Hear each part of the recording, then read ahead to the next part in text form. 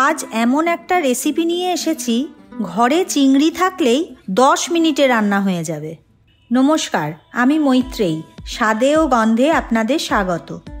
আজ আমি আপনাদের করে দেখাবো সর্ষে চিংড়ি।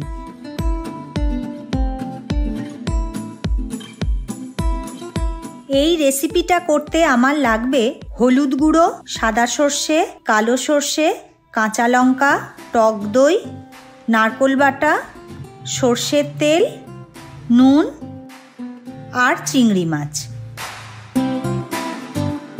আমি এখানে 2 চামচ সাদা সর্ষে, 2 চামচ কালো সর্ষে আর 4টে কাঁচা লঙ্কা একসাথে পেস্ট করে নিয়েছি। আমি এখানে 500 গ্রাম চিংড়ি নিয়ে কেটে ভালো করে ধুয়ে রেখেছি। এখন এই চিংড়িটাতে নুন আর হলুদ ভালো করে মাখিয়ে নেব।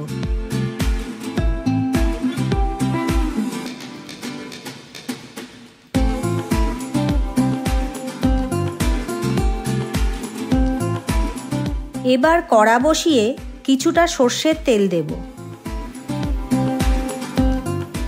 তেলটা গরম হয়ে গেলে চিংড়িটা ছেড়ে দেব।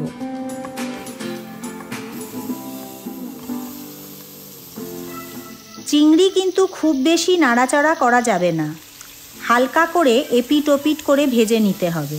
তা না হলে চিংড়ির মাথাটা আলাদা হয়ে যাবে। আবার চিংড়ি কিন্তু বেশি ভাজলে শক্তও হয়ে যায়।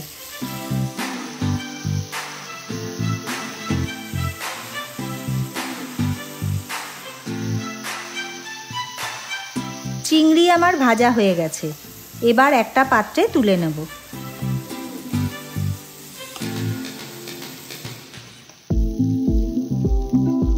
চিংড়ি ভাজা তেলের মধ্যেই আর একটু সর্ষের তেল দেব। তেল গরম হলে আগে থেকে বেটে রাখা সর্ষের পেস্টটাও দিয়ে দেব। সর্ষেটা অল্প নাড়াচাড়া করে এর মধ্যে পরিমাণ মতো নুন, 1 চামচ হলুদ আর টক দই দিয়ে একটু কষে নেব।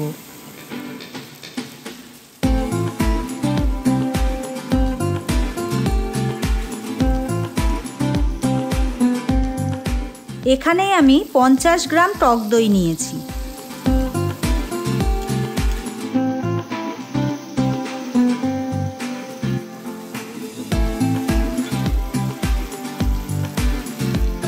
এবার এর মধ্যে নারকেল বাটাটাও দিয়ে দেব। আমি একটা গোটা নারকেলের হাফ নিয়ে আগে থেকে বেটে নিয়েছিলাম। এবার সব মশলা একসঙ্গে বেশ খানিকক্ষণ কষে নেব। মশলা থেকে হালকা তেল বেরিয়ে এলে তারপর জল দেব। জলের সাথে মশলাটা মিশিয়ে নিয়ে চিংড়িগুলোও দিয়ে দেব।